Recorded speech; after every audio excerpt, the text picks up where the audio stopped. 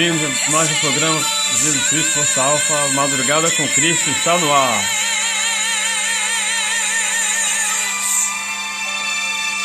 Deus abençoe cada um. Vamos de louvor aí, louvor, honra e glória ao Senhor Jesus, porque para Ele toda honra, toda glória e louvor, e para Ele não há barreiras. A vitória é nossa, em nome de Jesus, amém? Deus abençoe a cada um.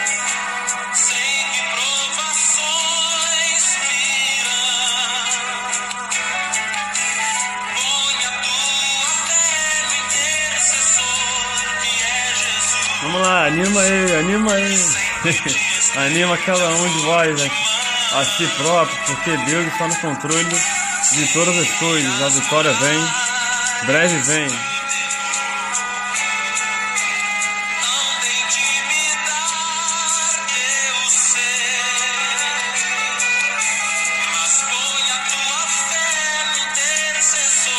Que é Jesus.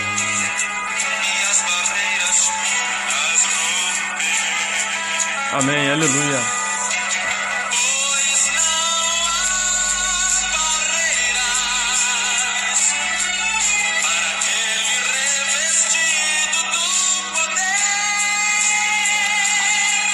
Que vem de Deus, doendo todo mal.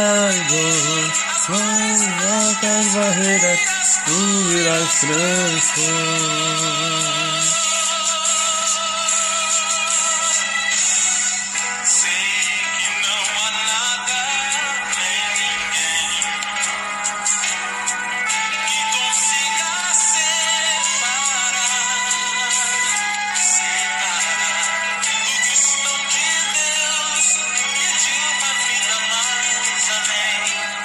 No céu onde os tremores vão cessar,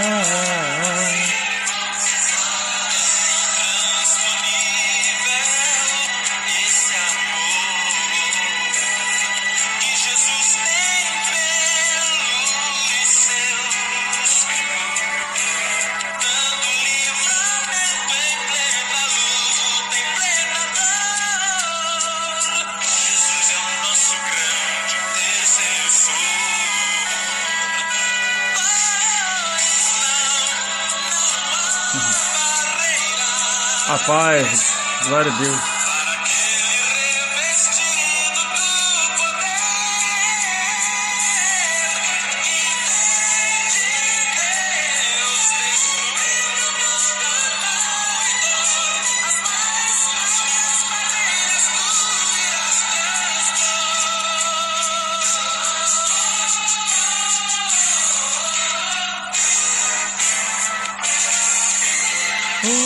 Não há barreira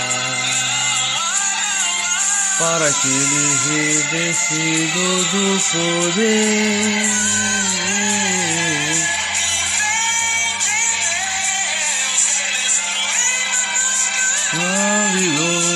Mais altas barreiras subirás transformar.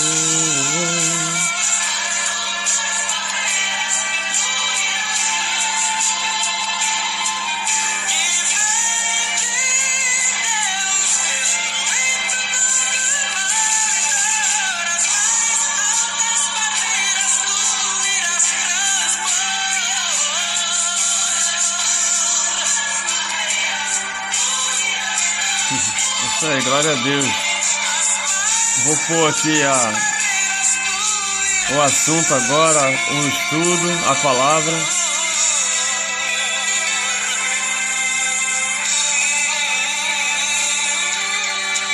Amém, aleluia. Bom, vamos hoje falar aqui do Evangelho. A palavra de hoje é sobre... Cadê aqui? O Evangelho de Lucas. Um esboço, né, preparado. Lucas é um sírio de Antioquia e, pela raça, né, médico de profissão, tornou-se discípulo dos apóstolos e mais tarde seguiu a Paulo até o final. Então vamos lá. O autor, Lucas, não era judeu, mais gentio, de Antioquia, da Síria, segundo informações presentes em Colossenses, né, 4, 10 a 14. Era um homem culto e formado. E em medicina. Não se pode dizer com segurança quando ele se converteu ao cristianismo. Associou-se a Paulo em trechos da segunda e terceira viagens missionárias. Bom, no ano 60 embarcou com Paulo para Roma, permanecendo-lhe fiel durante o primeiro cativeiro. Acompanhou Paulo também no segundo cativeiro romano. A este discípulo fiel à tradição atribuiu o terceiro evangelho. Aí vocês podem conferir o testemunho de um dos prólogos latinos do século II a este respeito. Lucas é um sírio de Antioquia, sírio pela raça médio de profissão. Tornou-se discípulo dos apóstolos e mais tarde seguiu a Paulo até o seu final. Tendo servido o Senhor com perseverança, solteiro e sem filho, cheio da graça do Espírito Santo. Ele morreu com 84 anos de idade, provavelmente em Bitínia, já tendo sido escrito dos evangelhos de Mateus na Bitínia e de Marcos na Itália. Impelido, pelo Espírito Santo, ele redigiu este evangelho nas regiões da Caia, dando a saber logo no início, bem no início ali dos outros evangelhos já haviam sido escritos. Estes dizeres simples e claros resumem os principais dados da tradição sobre o assunto. Vejamos que o próprio texto ele permite depender a respeito do seu autor. Certamente a linguagem grega de Lucas é de um homem bem culto e dotado de um vocabulário variado, palavras próprias dentro do Novo Testamento. Corrige as construções também difíceis de Marcos 4:25 e Lucas 8:18. O autor parece ter conhecimentos médicos a ponto de manifestar o teolho clínico nas seguintes passagens. Ele é o único a se referir ao Jesus no Getsemane. Suou o sangue, 22:44. Porque Jesus, naquela época, quando ele suou o sangue, ele estava bastante angustiado, mas só que ele é muito mais resistente do que um ser humano, porque ele veio como Deus e como homem ao mesmo tempo, mas não se desfazia da sua natureza de Deus e ao mesmo tempo vivia como ser humano, como um homem. Na verdade, ele, mesmo sendo a natureza humana na época, ele era o mais forte de todos os homens. E como Deus, ele não podia se manifestar totalmente, somente nas ocasiões que era necessário, como para fugir de alguma coisa que iria dar cabo do seu final, sendo que o final dele somente seria na cruz para nos salvar. Mas ele às vezes passava pelas paredes, pelas portas, ele usava o corpo glorificado dele, que ajudava para sair de alguma situação difícil, porque ele poderia muito bem com seu poder, no mínimo, fulminar toda aquela multidão ali que às vezes queria atacá-lo, quando ele estava pregando para multidões. Bom, aí vejamos o próprio texto permite depender-se do autor, certamente a linguagem grega de Lucas é de um homem dotado de vocabulário variado, palavras próprias, e o autor parece ter conhecimento médico, o único referência a Jesus na Getsemane, já li essa parte, apresenta-se como um médico divino. Lucas apresenta notável afinidade de linguagem e doutrina como é uma palavra complicada aqui, epistolário paulino. Cerca de 103 vocabulários são comuns a Paulo e Lucas e alheios a outros escritos do Novo Testamento. Bom, o Evangelho de Lucas provavelmente foi escrito por volta do ano 70, com vistas aos pagãos, ou em inglês pagans, convertidos ao cristianismo. Estes parecem representados pelo excelentíssimo senhor Teófilo, ao qual Lucas dedica seu evangelho. Bom, escrevendo para os pagãos convertidos, Lucas omitiu particularidades nas histórias que só interessavam aos judeus. As alusões à lei de Moisés, Mateus 5, 21 ao 48. O uso das purificações rituais, referiu-se como um carinho que era favorável aos gentios. 3, 14, 7, 2, 10 ao 30 e 37, bom samaritano.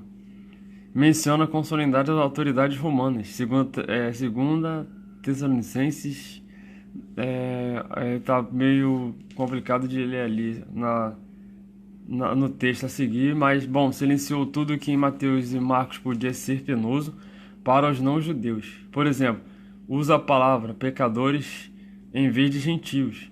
A catequese tradicional seguiu o plano traçado por Pedro na sua primeira pregação, a saber, ministério de João Batista, pregação de Jesus na Galiléia, subida para Jerusalém, a morte e exaltação do Senhor. O Marcos seguiu fielmente este esquema. Lucas, sem o abandonar, quis enriquecê-lo. Vejamos como Lucas procede. Iniciou as suas narrativas no templo de Jerusalém e terminou-as também em 24:52. Jesus começara a pregar na Galiléia, mas toda a sua atividade tende para Jerusalém, o teatro da exaltação, final do Senhor. Em consequência, na história das tentações de Jesus, inverte a ordem em Mateus, colocando a tentação referente ao templo em terceiro e não em segundo lugar. Assim, Jesus, no início do seu ministério público, triunfa sobre o demônio em Jerusalém, como há de triunfar definitivamente no fim de sua vida. No capítulo 9, Jesus inicia solenemente uma viagem para Jerusalém, como se aproximasse o tempo em que havia de ser arrebatado deste mundo. Jesus tomou relutamente o caminho de Jerusalém, mas como ele foi arrebatado ali? Deus, depois que morreu na cruz, ele apareceu aos seus discípulos e em seguida ele subiu aos céus, ele subiu para mostrar um exemplo ali de como vai ser o nosso arrebatamento quando ele vier, nas nuvens dos céus. Só que ele subiu para que todos vissem, dando a entender que vai vir em secreto e depois ele vai aparecer no Monte das Oliveiras, para que todos os olhos o veem. Que o pessoal pensa que a terceira vinda é a segunda, mas a terceira é a terceira, a segunda é em secreto. Expliquemos, porque ainda tem gente que não entende e vamos ajudar, estamos aqui para ajudar. Bom, após a morte e a ressurreição de Jesus em Jerusalém, o evangelista omite a aparição de Jesus na Galiléia. Jesus mesmo dá ordem para que os discípulos fiquem na cidade santa até serem revestidos da força do alto. O apóstolo cumpre essas ordens de modo que o fim do evangelho corresponde ao quê? Ao começo.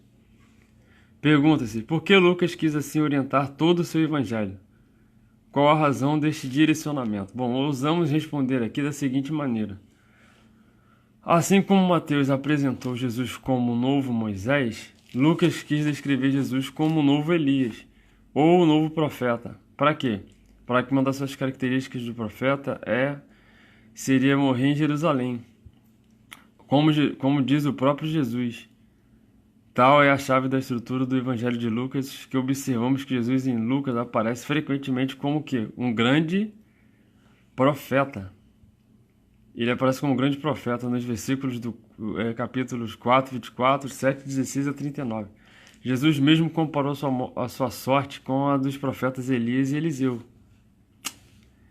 Como se compreende profeta aí, no caso, pessoal? Não quer dizer mero homem dotado de graças especiais.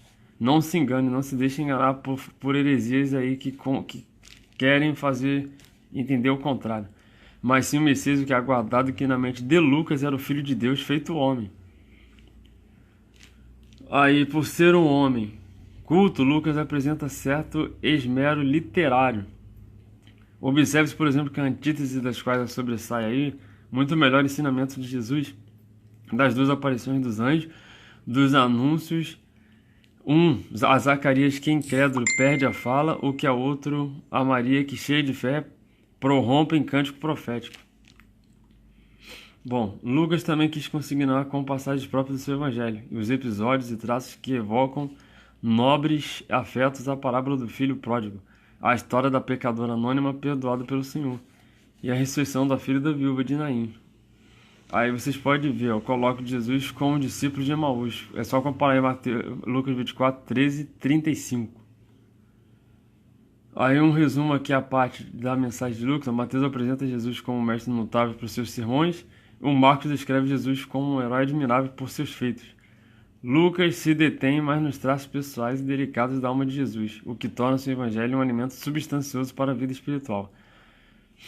Aí entra o Evangelho da Salvação e da Misericórdia. Tenhamos em vista a genealogia de Jesus, conforme Jesus é apresentado não apenas como o filho de Abraão, mas também filho de Davi.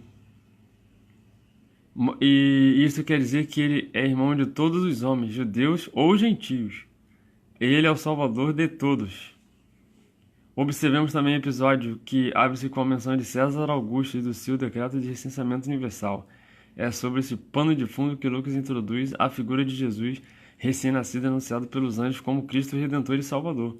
Tal apresentação constitui a autêntica boa notícia, o Evangelho, num mundo em que todos os cidadãos aguardavam a precária mensagem de paz e bonança de César e os romanos.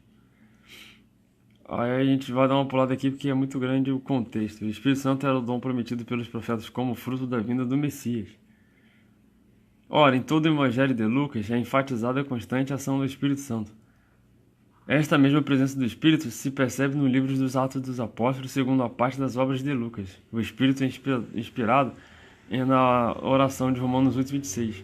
Por isso, Lucas é também muito mais que Mateus e Marcos, mensageiro da oração. O Evangelho da pobreza e da alegria. A pobreza ou simplicidade de vida como quadro dentro do qual o espírito era livre de apegos e paixões era estimada desde o exílio dos judeus. Vamos acompanhar aí, para que os irmãos também possam acompanhar junto. Ora, Jesus, voltamos ao início. A pobreza ou simplicidade da vida ou como quadro dentro do qual o espírito é livre de apegos ou paixões era estimulada desde o exílio dos judeus na Babilônia. Jeremias dá início à escola dos pobres no século 6. Ora, Jesus dá o exemplo e transmite os ensinamentos de tal pobreza, não tem onde reclinar a cabeça. Uma manjedoura, a oferta dos pobres anunciada aos pastores. Ao proclamar a bem-aventurança, Jesus em Lucas se refere às situações de desconforto, pobreza material, fome material, pranto, perseguição. Em Mateus 5:1-13, as bem-aventuranças se refere primeiramente às atitudes interiores, o qual as qualidades éticas. Ora, Jesus certamente acentuou a importância do quadro exterior pobre, indispensável para que a virtude possa florescer. E Lucas faz o quê? Faz-se arauto desse aspecto. Das bem-aventuranças ao passo de Mateus, quis mostrar que o quadro exterior, pobre e fome, nada vale se não é vivificado por virtude, pobreza de coração, fome e sede de quê? De justiça.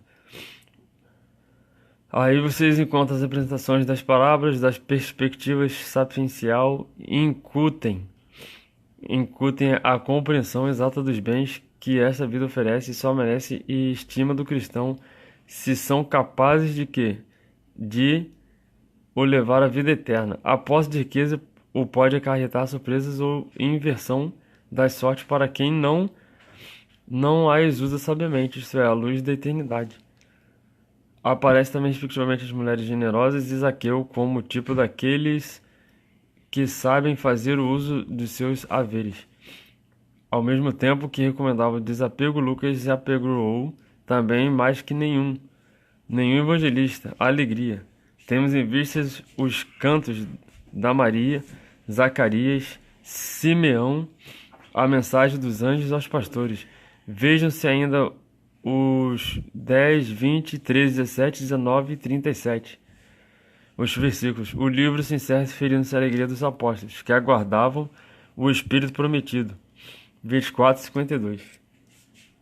Bom, agora vamos assim colocar os louvores para dar continuidade à programação.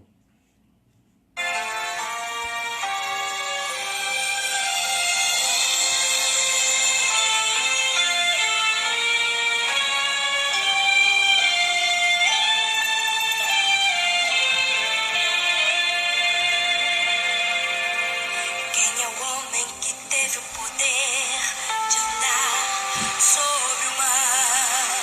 Quem é ele que pode fazer o mar se calar? No momento em que a tempestade vier te afogar, ele vem com toda a autoridade e manda acalmar. Quem é o homem que teve o poder de fazer Israel caminhar por entre as águas do Mar Vermelho?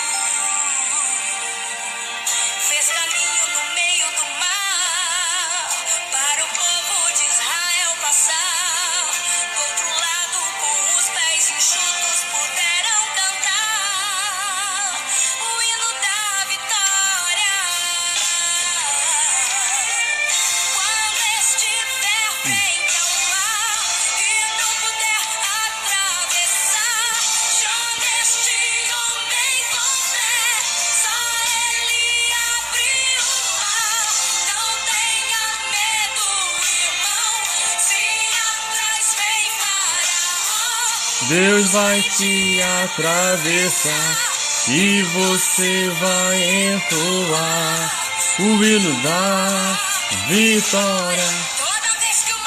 Canta aí, pô, glória, glorifica o nome do Senhor Jesus aí. Ele é quem nos ajuda, a vitória é nossa, em nome de Jesus.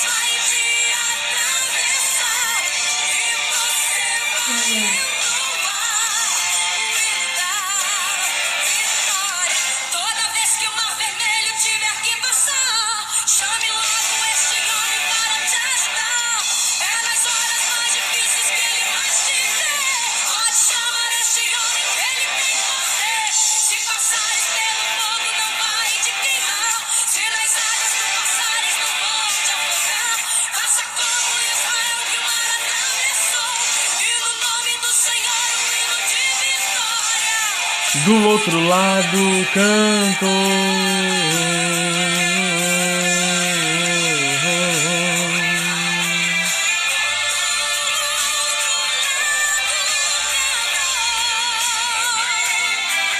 Deus abençoe, vamos fazer a oração para terminar, ok? Oremos.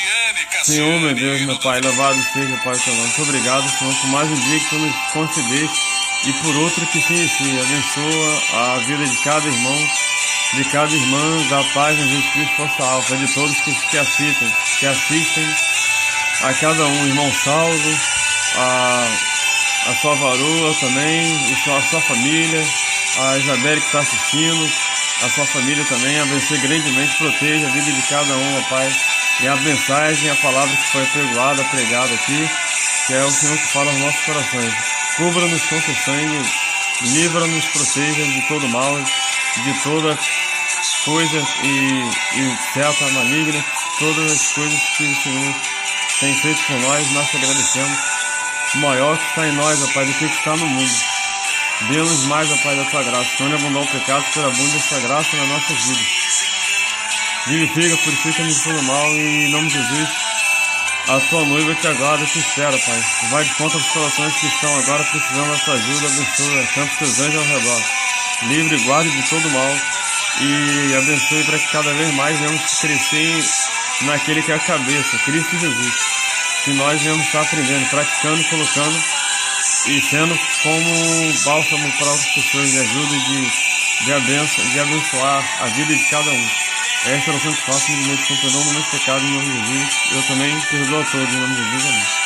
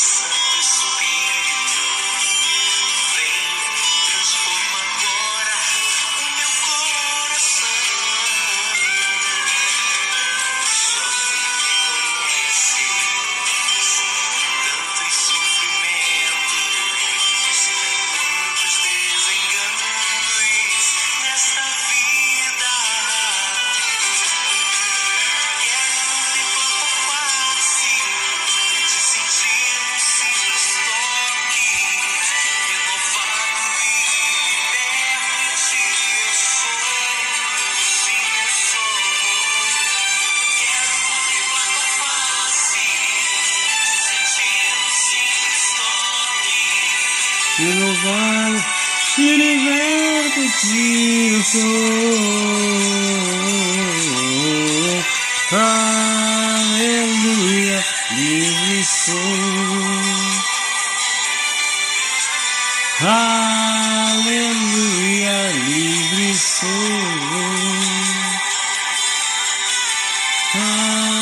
Aleluia, livre sou. Aleluia, livre sou.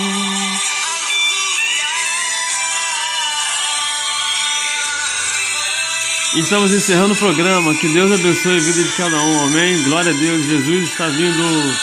Anuncie, pregue para todos. Concluamos aí com glórias e aleluia para o nome do Senhor Jesus. Deus abençoe.